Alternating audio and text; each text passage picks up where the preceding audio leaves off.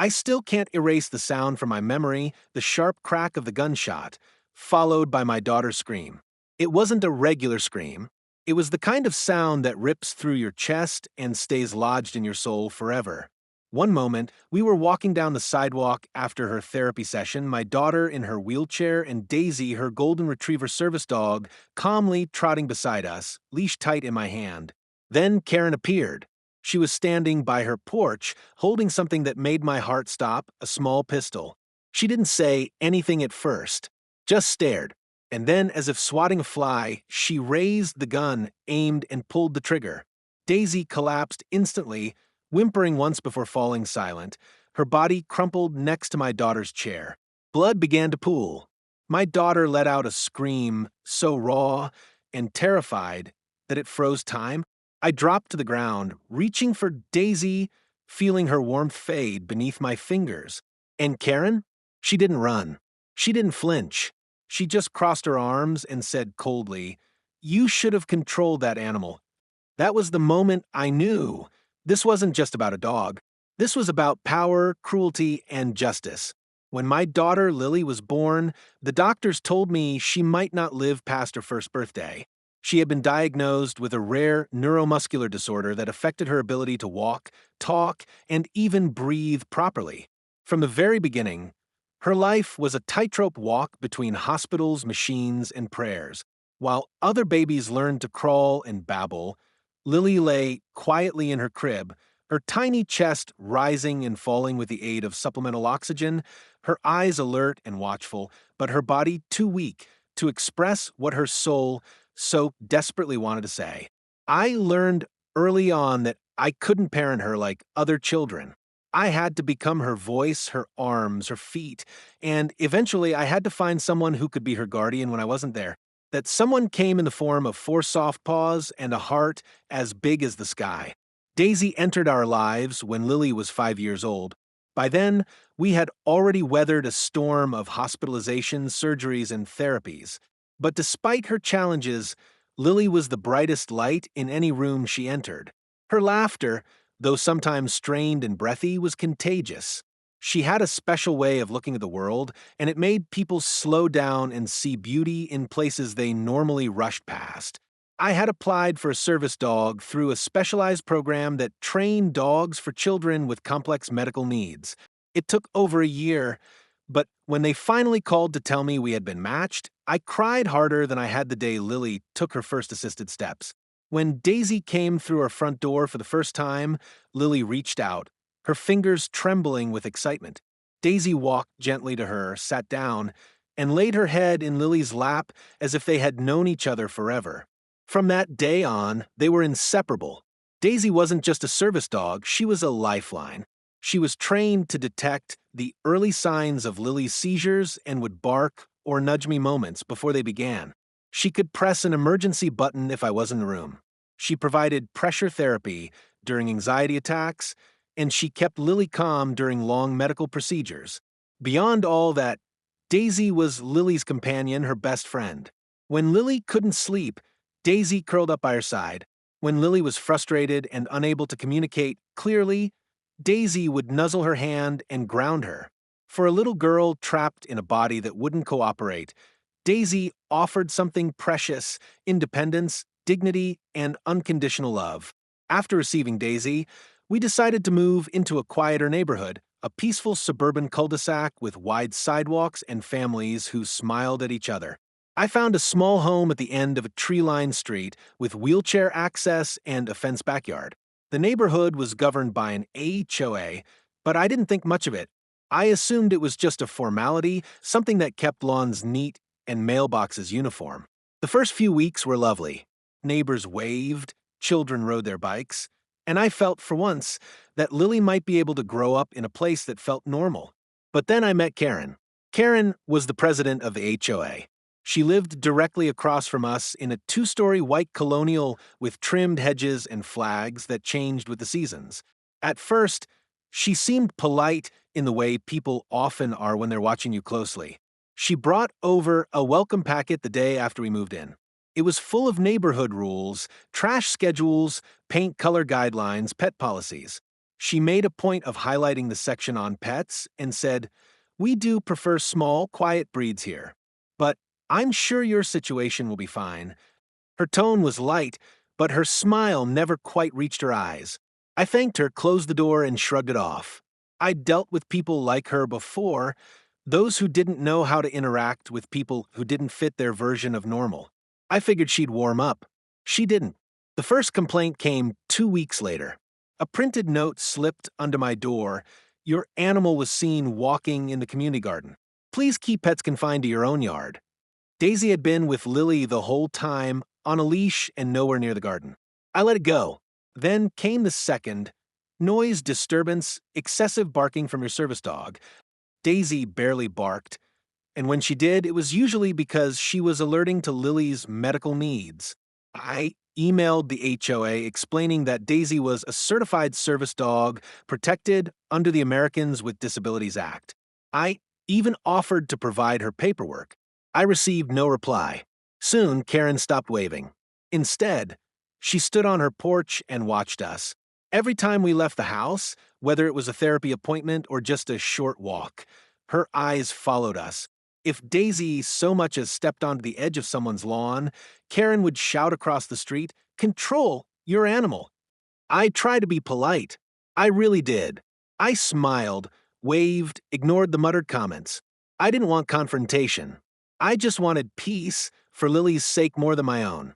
But the tension kept building.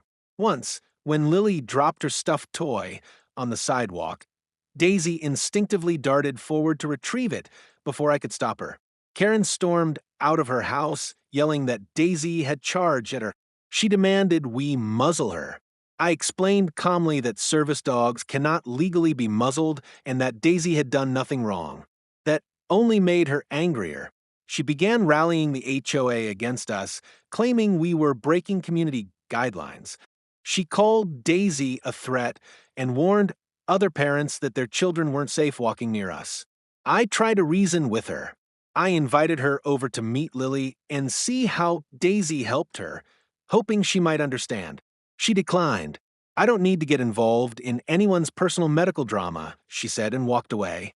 By then, the notes weren't just under the door, they were stuffed into our mailbox, taped to our trash can, slid beneath the windshield wiper of my car. Always anonymous, but always the same cold, clipped tone.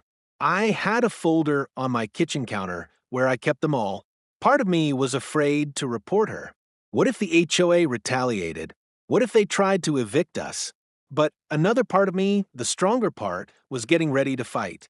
I just didn't know yet how far she'd go. I didn't know that beneath her tidy exterior and civility, Karen was capable of something much darker. I didn't know that one day her hatred would become a weapon and that Daisy, our gentle guardian, would pay the price. At first, it was subtle, more of an irritation than a threat. A yellow notice pinned to our front door with a thumbtack, "Pet registration required for all animals residing within HOA jurisdiction." I stared at it in confusion, then frustration. I had already submitted Daisy's certification documents to the HOA when we moved in. Daisy wasn't a pet. She was a registered ADA-protected service dog, fully trained and medically necessary for Lily's safety. I emailed the HOA office again, attaching the documents a second time, and copied Karen directly. No response. Instead, the following week, another notice appeared, this one declaring we were in violation of Section 4B, Animal Conduct, stating that Daisy had been seen roaming the front yard unattended. That was simply false. I never let Daisy off leash, and she never left Lily's side. I began to feel the slow churn of anxiety in my stomach. It was the same feeling I'd had during one of Lily's medical emergencies, when things seemed calm on the surface, but underneath, something dangerous is building. I tried reasoning. I sent a firm but respectful letter to Karen and the board explaining that Daisy was not a typical dog. I outlined her training and duties and emphasized that she had never shown aggression. I hoped reason might cool things down. It didn't. A week later, I was walking Daisy beside Lily's wheelchair when Karen stood at the edge of her driveway and shouted, "That animal isn't supposed to be here." I stopped, heart pounding. She's a service dog, I said, keeping my voice calm.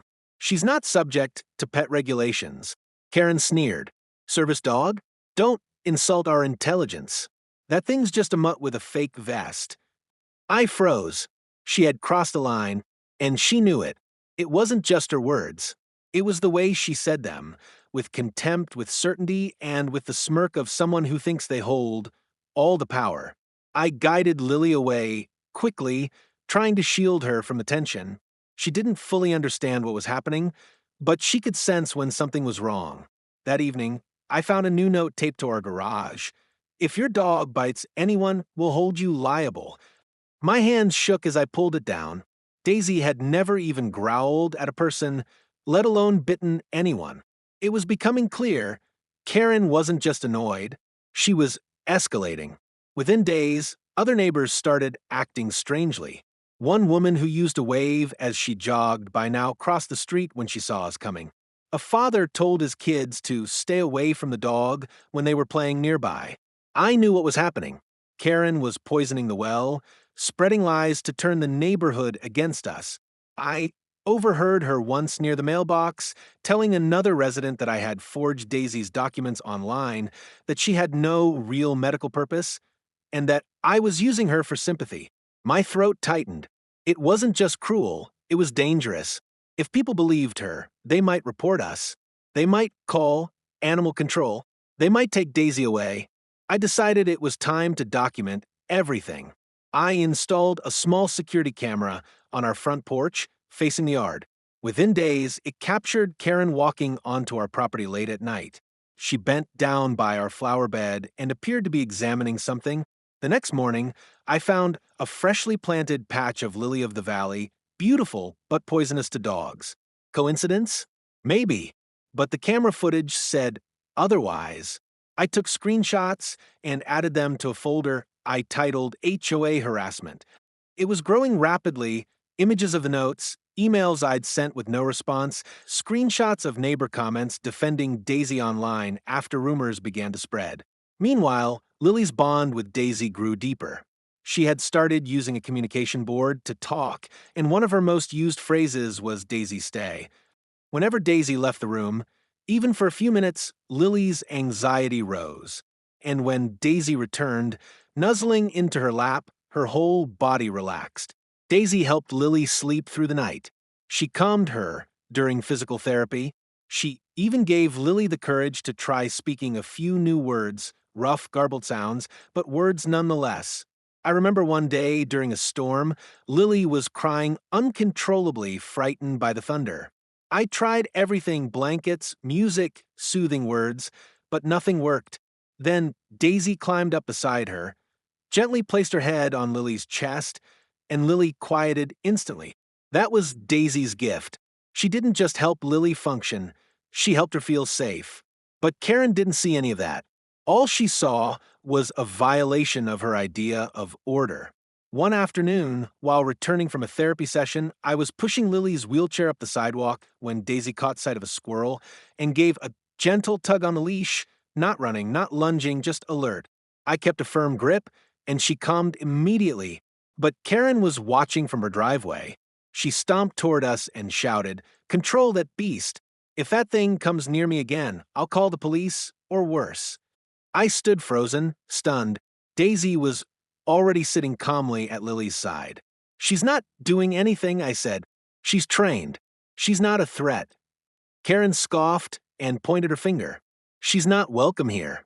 You've been warned." That night, I wrote to the HOA again, formally requesting a hearing to address the harassment. I cited ADA protections, detailed Karen's behavior, and attached images from the security footage. The response I received wasn't from Karen, but from the board's secretary, a vague reply stating that the board has reviewed your concerns and considers the matter closed. That was it. No action. No accountability. Karen had them in her pocket. She was untouchable. I began fearing what might happen next. Every time I opened the door, I scanned the street for her. Every time Daisy went outside, even for a minute, I watched like a hawk. The fear seeped into everything. Lily sensed it too. Her anxiety increased. She had more frequent seizures. Our home, once a safe haven, now felt like enemy territory. I was at my limit. I thought about contacting a lawyer or the media, but I was exhausted. I just wanted it to stop. And then, one final incident pushed everything over the edge. One evening, I took Lily out for a walk before dinner just around the block. Daisy was, as always, clipped securely to my wrist leash, calm and alert. As we passed Karen's house, she stood there, watering her lawn, pretending not to notice us. Then suddenly she shouted, "I told you to keep that animal away from me." Her voice cracked like a whip across the street.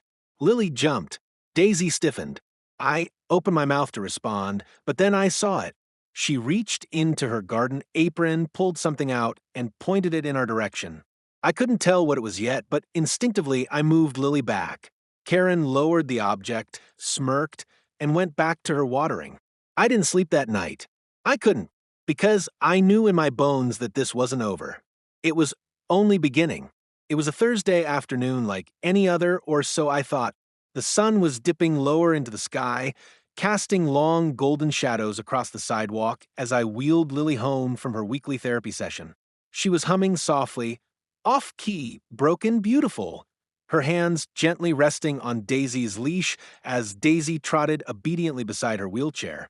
Daisy always knew when therapy had been hard. She stayed a little closer, moved a little slower, nudged Lily's hand every now and then, like she was saying, "I've got you."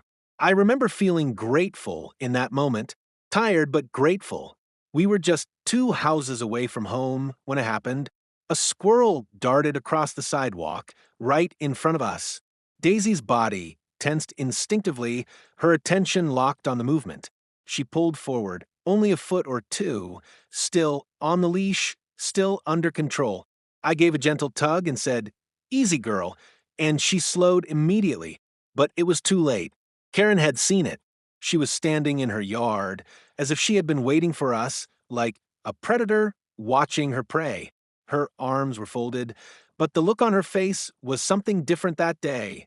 Harder, colder. I met her eyes for just a second, and that was all it took. She muttered something under her breath and stepped back toward her porch. I tried to ignore her. I focused on Lily, who had started giggling at the squirrel, her laughter soft and airy like a breeze. And then everything shattered.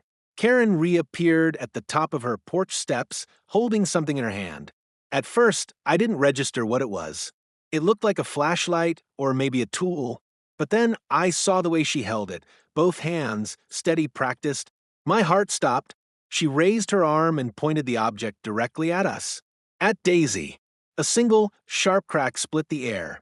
For a moment, time froze. I didn't even hear the echo right away. I just saw Daisy jerk sideways, her body twisting in midair as if something invisible had yanked her off the ground. She collapsed instantly, her legs folding beneath her. Blood began to seep into the sidewalk, too red, too fast. Lily screamed. Not just any scream, but a scream so full of terror and disbelief that it turned my blood to ice.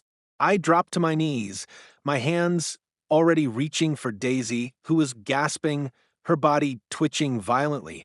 Her eyes, wide with confusion, met mine for one last moment. "No, no, no," I whispered, pressing my hands to the wound, trying to stop the bleeding, as if my bare palms could undo what had just happened. "Stay with me, baby. Please stay." Lily's wheelchair rattled behind me as she trembled, frozen in fear. Her hands flailed, desperate for Daisy. She didn't understand what had just happened, only that her best friend was hurt and that I couldn't fix it. Karen didn't run. She didn't scream. She didn't even seem startled. She calmly walked down her porch steps and stood at the edge of her lawn, still holding the weapon in her hand. "I warned you," she said coldly, her voice as sharp as the gunshot that had just torn through our lives. "I told you if that dog came near me again, I'd defend myself." Defend herself? Daisy hadn't even barked. She hadn't lunged. She had moved slightly on a leash. That was all. Neighbors began emerging from their houses, drawn by the sound. One of them gasped when they saw Daisy bleeding on the ground, Lily wailing, me sobbing and screaming for someone to call 911. A man rushed forward, his phone already dialing. Another neighbor, A woman I had barely spoken to before knelt beside me with a towel from her kitchen. But it was useless. The blood kept coming. Daisy's breathing slowed. And then, finally stopped. Lily's scream faded into a soft, guttural sob. Her body slumped forward in her chair, her hands covering her ears as if she could somehow block it all out. I felt like I was drowning in her pain, in the sheer wrongness of it all, in the unbelievable truth that this had just happened in front of my child, that someone had shot her service dog, that the person who did it wasn't a stranger or a burglar, but our neighbor, the president of the HOA. The paramedics arrived within minutes, but Daisy was already gone. They tried to help Lily, who was now shaking uncontrollably. Her vitals were unstable. They loaded her into the ambulance, and I went with her, still covered in Daisy's blood, my clothes soaked, my hands stained. As the ambulance pulled away, I looked back through the window and saw Karen standing on her porch again, arms crossed, watching us leave like she'd just taken out the trash. That was the breaking point. That was the moment everything changed. The moment my daughter's safe space was ripped away. The moment a line was crossed so violently, so irrevocably, that there would be no going back, not for Karen, not for me, and certainly not for the little girl who had just watched the only soul who truly understood her get gunned down in broad daylight. The sirens wailed in the distance, growing louder, shrill, and piercing, but I barely registered them over the frantic rhythm of my heartbeat. I sat on the sidewalk, cradling Daisy's limp body in my arms, my hands sticky with her blood, my breath shallow and broken. Her golden fur, once warm and alive, was matted with red, and her eyes, which had always sparkled with gentle awareness, stared blankly now, glassy and still. I kept whispering her name like it was a magic spell that could bring her back. Daisy, please, you're okay, just stay with me. But she was gone. She died in my arms, right there in front of the home that was supposed to be our safe space, in front of my daughter, who was now locked in her wheelchair, rocking slightly, arms wrapped tightly around her body, eyes fixed on nothing. Lily hadn't said a word since the shot rang out. She hadn't cried, she hadn't blinked. She just sat there in stunned silence, her tiny frame trembling as if her body was trying to do what her voice no longer could, scream. The paramedics arrived and rushed to Lily first. They checked her vitals, asked me questions I could barely hear, let alone answer. I kept looking at Daisy, still on the ground beside us. One of them gently touched my arm and said, "I'm sorry. There's nothing more we can do for her." That sentence, cold, factual, final, hit harder than the gunshot. I nodded numbly and followed them into the ambulance with Lily, leaving Daisy behind, alone on the pavement. In the hospital, Lily was admitted for stress-induced tachycardia. Her heart rate was dangerously high, her oxygen levels erratic. The doctors said it was trauma, that her body was reacting to the shock in the only way it knew how. She didn't speak. Not a word. Not that night, not the next morning, not the next 3 days. Her voice, already fragile, had simply vanished. Back at home, everything felt wrong. The silence was heavier, crueler. Daisy's bed remained in the corner of Lily's room, untouched. Her bowl sat by the kitchen door, still half full. Her leash hung on the hook where it had always been, waiting for a walk that would never come. I couldn't bring myself to move anything. Every object she'd touched felt sacred now. I stayed up late those nights, unable to sleep, replaying the moment over and over again in my mind, the squirrel, the bark, the shot Karen's face. I couldn't stop thinking about Karen, about how she stood there with the gun still warm in her hand and claimed it was self-defense. That Daisy had charge at her, that she feared for her life, as if Daisy, a leash-trained, certified service dog who weighed barely 45 pounds, was a threat, as if this was anything other than a calculated act of cruelty. Karen didn't disappear after the incident. In fact, the next day, a formal letter from the HOA appeared in my mailbox.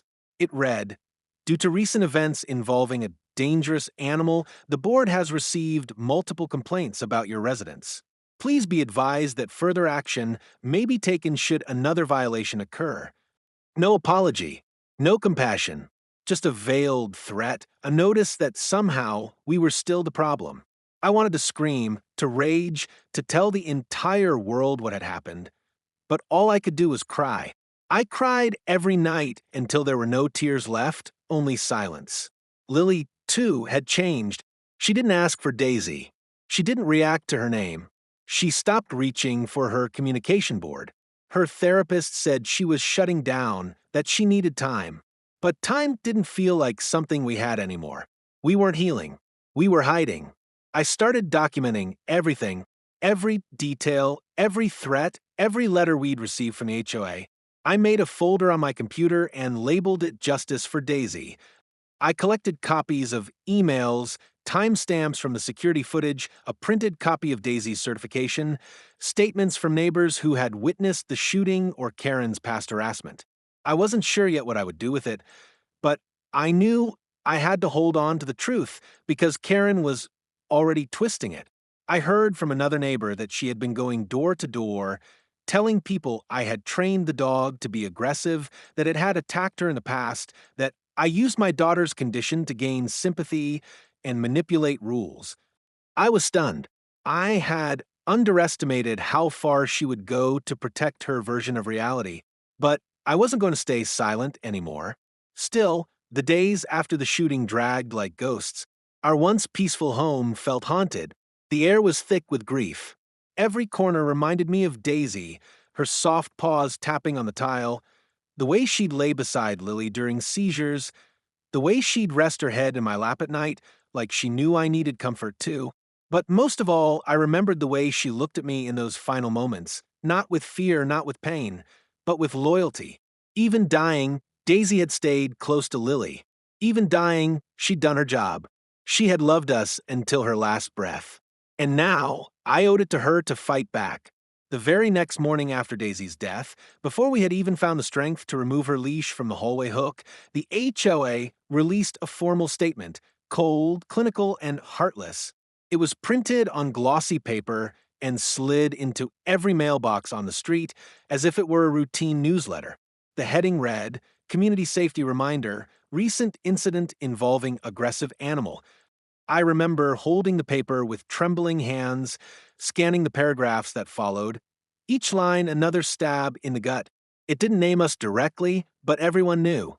In light of a dangerous situation involving a large, aggressive dog and a concerned community member, it said, "We urge all residents to review HOA regulations regarding animal control and behavior." Then, the line that broke me, "We thank the individual who acted swiftly to protect herself from potential harm." They were talking about Karen as if she were a hero, as if the woman who had stood in her yard and gunned down my daughter's service dog in cold blood had protected anyone. My chest burned with rage.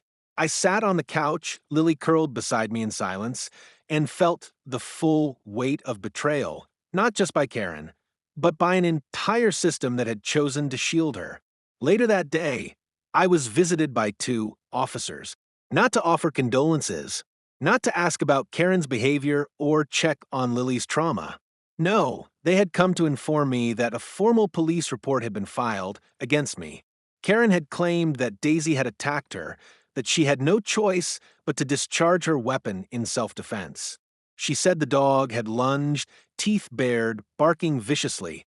She told them that my daughter's service dog had charged her on multiple occasions and that this was the final straw. I sat frozen as the officer read Karen's statement aloud, trying to stay composed as lies poured into the air like poison. "Do you have any witnesses? Any footage?" he asked.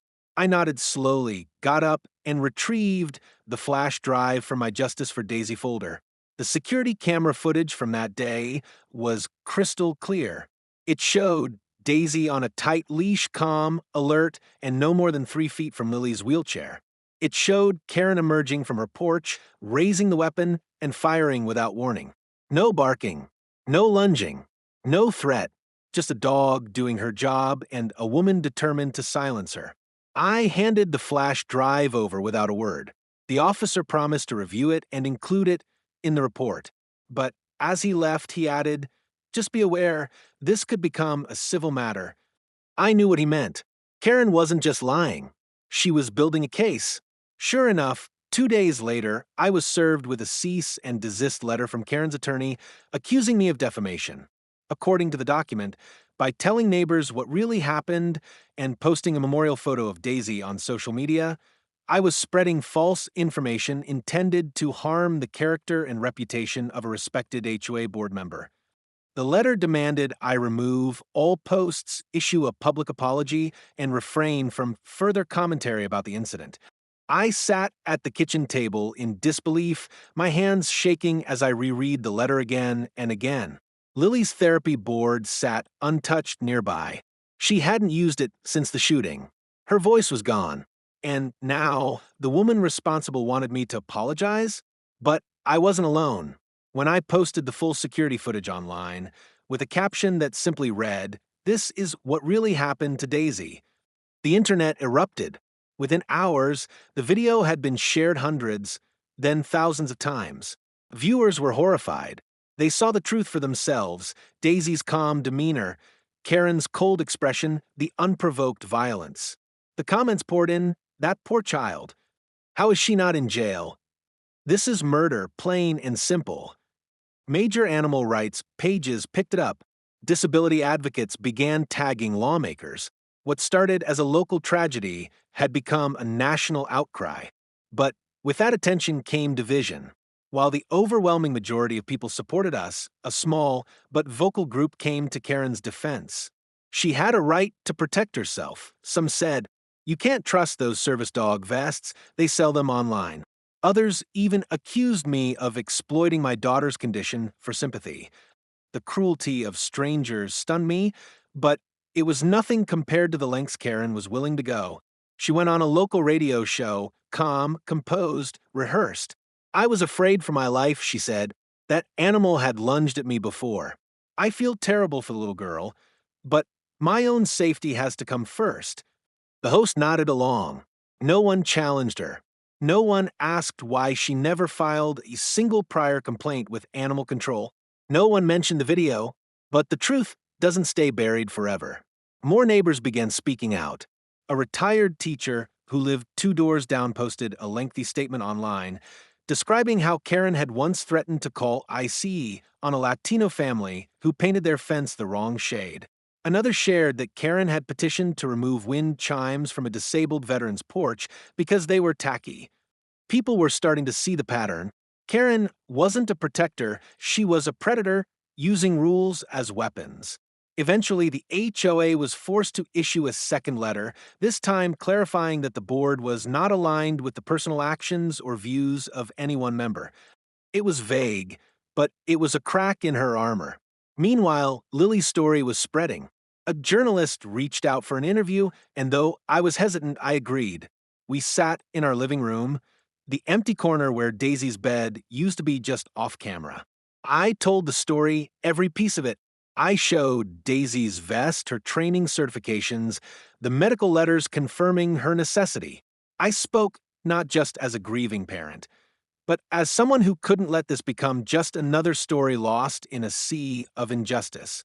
When the segment aired, it struck a chord. Donations flooded in. Activists called for Daisy's law, demanding harsher penalties for anyone who harms a service animal. And Karen? She was finally starting to feel the consequences. But through it all, I couldn't stop thinking about the root of it, the sheer audacity to not only commit such a monstrous act, but to try and flip the narrative, to smear my name, to turn the community against me, all while I held a daughter too traumatized to speak. That kind of cruelty doesn't come from ignorance. It comes from entitlement, from power, from the belief that rules are more important than people. But Karen made one mistake. She underestimated a mother's love. She underestimated the strength of truth. And worst of all, she underestimated the world's ability to see through her lies. And now, finally, her carefully constructed story was starting to fall apart, because the truth had teeth, and it wasn't letting go. The turning point came when the local police department finally concluded their investigation and issued a warrant for Karen's arrest. The footage I had submitted, the clear, unedited video showing Daisy leashed, calm, and unthreatening, followed by Karen raising a firearm and shooting her without hesitation, was deemed undeniable evidence of animal cruelty and reckless endangerment. But the most significant shift came not from law enforcement, but from the public eye. What started as a heartbreaking neighborhood dispute had now exploded into a national media phenomenon. News vans lined our street within 48 hours of the arrest. Headlines blared across every platform. HOA president shoots child service dog in front of disabled girl, caught on camera.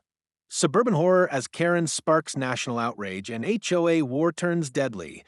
Where's the line between power and abuse? The public was appalled, furious, and heartbreakingly engaged. Pet lovers, disability advocates, parents, and civil rights voices all amplified our story. Turning Daisy's death into something larger than just our tragedy, it became a symbol of unchecked power and heartless authority. Karen, however, doubled down. After posting bail, she held a press conference on the lawn of her pristine white Colonial, flanked by a private security team and an overly polished attorney. Cameras flashed as she stood stiffly before a podium, reading from a pre-written statement that barely concealed her contempt. "I have always acted in the interest of community safety," she began, her tone cold and mechanical. "I deeply regret that a child was present during the incident, but I must reiterate that I believe myself to be in immediate danger." She paused dramatically, then added, "The truth will come out in court." Reporters shouted questions, asking about the video footage, the mounting backlash, the fact that she had filed previous false complaints. She refused to answer, retreating behind her lawyer, who threatened legal action against any outlet that misrepresented the facts. It was surreal watching her play the victim while the rest of us were still trying to breathe through grief. Meanwhile, Lily's name had become known across the country, not for her condition, not for her quiet courage, but as the little girl whose service dog was executed before her eyes. I struggled with that, with the sudden flood of attention. Strangers mailed cards, stuffed animals, and letters of support. Some included checks, others just wrote, "We believe you." At first, I didn't know what to do with the exposure. I wasn't a public speaker. I was a mother who'd lost her daughter's only source of comfort and peace. But I couldn't hide anymore. I knew I had to be Lily's voice when she couldn't speak for herself. So, when a major network asked me to sit for an interview, I said yes. I sat on our living room couch beside the now empty corner where Daisy's bed had once been. I held Lily's hand while she stared blankly at the floor. I told our story from the beginning, the diagnosis, the sleepless nights, the miracle of finding Daisy, the joy she brought into Lily's life, the escalating tension with the HOA, and finally, the day it all ended in blood. The interviewer asked if I hated Karen. I said, "No, I don't have time for hate, but I will fight for justice, not just for my daughter, but for every family who's been silenced by someone who hides cruelty behind authority." That clip went viral within hours. Soon after, the district attorney announced that Karen would be charged with multiple counts: felony animal cruelty, reckless endangerment, and unlawful discharge of a firearm in a residential area. Civil suits were also in motion. Our family filed for emotional damages, and Lily's therapist submitted reports documenting the psychological trauma she had endured. But even as the legal process began, Karen remained remorseless. She pled not guilty. Her attorney insisted Daisy had acted aggressively and that Karen was terrified for her life. They tried to cast doubt on Daisy's certification, claimed the vest was not properly labeled, and suggested that I had trained the dog myself instead of going through official channels. It was exhausting, infuriating, and disgusting. When the trial began, courtroom seats were filled. The gallery overflowed with reporters, disability rights advocates, and animal welfare organizations. Outside, supporters held signs that read, "Justice for Daisy, protect service dogs, and Karen isn't above the law." I was called to testify, and I did every painful detail. I described Lily's medical condition, Daisy's training, the impact the shooting had on our family. I showed the jury photos of Daisy laying beside Lily during hospital visits, guiding her across therapy rooms, comforting her during storms. The prosecution played the video in court, frame by frame. Gasps echoed through the room when Karen fired the gun. The defense tried to object, claiming emotional manipulation, but the judge allowed it. Sometimes, he said, the truth is emotional. Karen took the stand too. Her performance was chilling. She wore soft colors, clasped her hands like a wronged schoolteacher, and recited her version of events with unwavering detachment. She said Daisy had growled at her on previous occasions, that she had feared for the safety of neighborhood children, that she regretted the outcome but stood by her actions. When the prosecutor asked why she never reported these supposed threats to animal control or the police, she faltered. I didn't think it would come to this, she said. I just wanted to maintain peace in the neighborhood. The jury wasn't buying it. Neither was the judge. As the case drew to a close, public sentiment had only grown louder. Major advocacy groups called for legislative change. Hashtags like hashtag #DaisisLaw and hashtag #JusticeForLily trended on social media. Lawmakers began drafting bills that would strengthen protections for service animals under federal law and impose harsher penalties for anyone harming them. And me? I just wanted Lily to smile again. I wanted her to reach for her board to whisper Daisy's name. I wanted to take walks without watching every window for Karen's eyes. I wanted peace. On the final day of the trial, the prosecution made one last statement. This case is not just about a dog. It's about the weaponization of power, the dehumanization of a disabled child, and the unthinkable choice to value rules over life. If we don't draw the line here, when will we? That sentence echoed in the room. And finally, the gavel fell. The jury found Karen guilty on all counts. The judge's voice was steady as he delivered the sentence. 2 years in county jail, 5 years probation, mandatory community service with a disability rights organization, and a permanent ban from serving on any homeowner's board. Karen showed no emotion as she was led away. But outside that courthouse, a cheer rose up from the crowd, not from celebration, but from relief. Justice had been delayed, but it had finally arrived. The courtroom fell silent as the judge returned with the verdict, the weight of weeks of testimony hanging heavy in the air. Lily sat beside me in her wheelchair, holding tightly to a stuffed golden retriever we had been given by a therapy group, a soft stand-in for Daisy, whose absence was still a fresh wound. The jury had deliberated for less than 4 hours, their faces grim as they filed back into the box.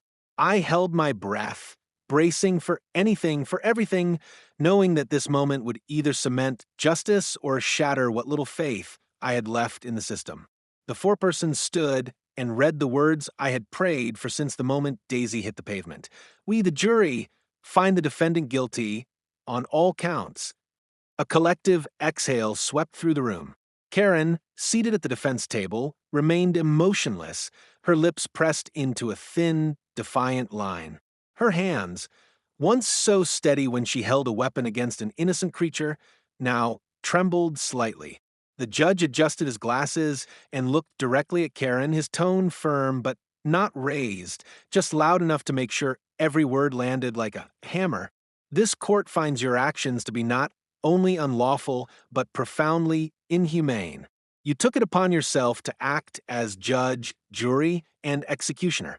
You pulled a trigger not in fear, but in arrogance, and you did it in front of a child who depended on that animal for her safety, stability, and emotional well-being. The evidence shows that Daisy was calm, leashed, and posed no threat. You escalated a petty personal vendetta into irreversible violence. He paused, then added something I would never forget. Your behavior reflects a disturbing abuse of power, power that you wielded not in service of your community, but against its most vulnerable member. This was not self-defense. It was cruelty, plain and simple. Karen was sentenced to 2 years in county jail for felony animal cruelty, with an additional 5 years of probation. She was ordered to complete 1,000 hours of community service, specifically with disability support organizations, and to undergo psychiatric evaluation. She was permanently banned from serving on any homeowners association board in the state and fined $25,000 in restitution, all of which was to be directed toward service animal training programs for disabled children. The judge also issued a civil protection order that barred Karen from contacting me or Lily in any capacity indefinitely. As the bailiff approached to escort her out, Karen glanced back at the gallery. Her eyes swept over the packed courtroom. Neighbors, reporters, activists, some in tears, others glaring at her with barely contained fury. She looked for sympathy and found none. She was led away in silence. The woman who once stood proudly as the face of neighborhood order now exited through a side door in handcuffs, her legacy undone by her own cruelty. Outside the courthouse, the crowd waiting erupted into applause, not of joy, but of justice. Signs bearing Daisy's photo waved in the air. People embraced. Reporters scrambled to capture the moment. Justice for Daisy trended again within minutes of the verdict, and hashtags like hashtag #DaisisLaw, hashtag Protect Service Dogs, and hashtag Karen Convicted flooded every social media platform. That same evening, a disability rights organization launched a petition to introduce Daisy's law, which would mandate harsher penalties for anyone who harmed or obstructed a service animal, particularly within residential communities and HOAs. Within 24 hours, it had received over 500,000 signatures. But the backlash wasn't confined to online outrage. Karen's world began to unravel. The HOA board swiftly voted to remove her name from all formal documents and published an open letter denouncing her actions.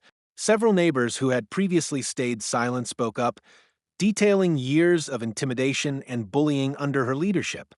One elderly man revealed that Karen had once threatened to fine him for putting up a Christmas wreath before December 1st. Another family, whose child had autism, admitted they had been forced to remove sensory-friendly yard features after Karen labeled them visual clutter. Her pristine reputation as the neighborhood enforcer shattered overnight. Then came the financial fallout. Karen's employer, a mid-level accounting firm, issued a statement expressing shock and disappointment before announcing her immediate termination. Sponsors pulled out of the small local charity she had been a board member of. She was disinvited from community events, and her name was scrubbed from directories. But the final blow came when a for sale sign appeared on her lawn. Within weeks, she was forced to sell her home at a loss, citing hostile community climate and media persecution. But no one had sympathy. No one came to her defense. Because no one had forgotten the video, no one had forgotten Lily's scream. No one had forgotten Daisy. And in the middle of all that noise, my daughter, quiet, observant, fragile, began to show the faintest signs of healing.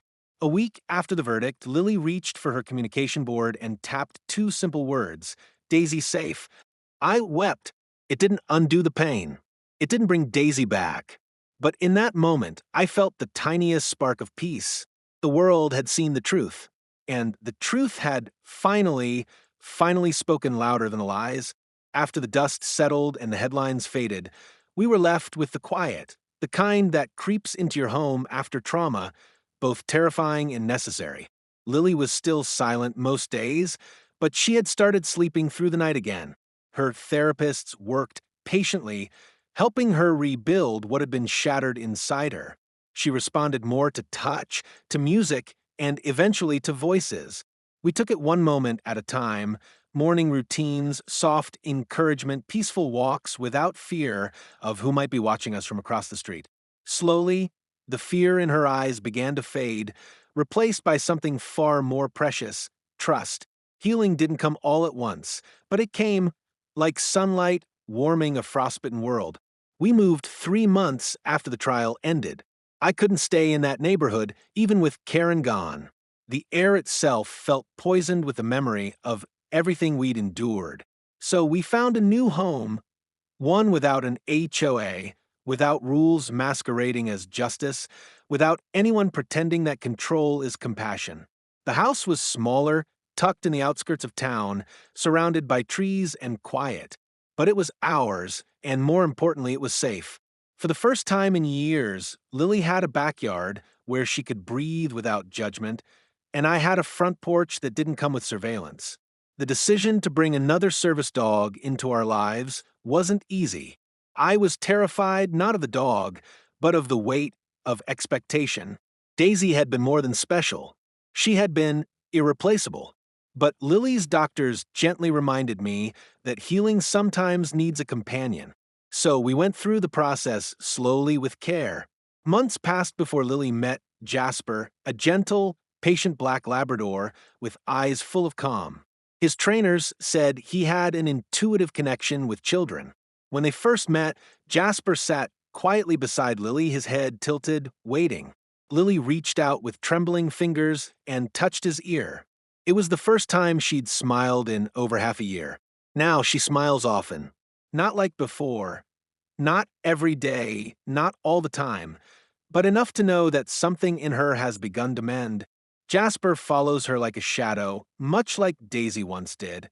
And though Lily doesn't speak his name aloud, she says it in every movement, every glance, every small hand pressed to his back in thanks. We still keep Daisy's collar on a shelf in Lily's room, beside a framed photo of them lying side by side under a blanket. I tell Lily stories about Daisy at bedtime, not to make her sad, but to remind her that strength comes in many forms, and that love never really dies, it just changes form. Daisy's name will never be forgotten. Not by us, not by our town, not by the thousands of people who stood beside us and said, "Enough." We spoke up and we were heard. And that more than anything is what justice truly looks like. If Daisy's story touched your heart, if it made you cry, made you angry, made you believe in standing up for what's right, don't let it end here. Share this video with someone who needs to hear it. Speak for the ones who can't speak for themselves, and stand up for every child, every family, every service animal that's been silenced by people who misuse power. This isn't just a story about a dog. It's a story about justice, resilience, and the love that refuses to be broken. Speech balloon comment Justice for Daisy below to show Lily and families like hers that they're not alone. Loudspeaker like share and subscribe to the HOA stories where we uncover real-life tales of power abused and voices reclaimed. Because in neighborhoods across the world, silence isn't peace, and stories like this deserve to be heard. Let's turn Daisy's legacy into action. Let's make sure no one ever has to go through this again. You're not just watching, you're part of the movement.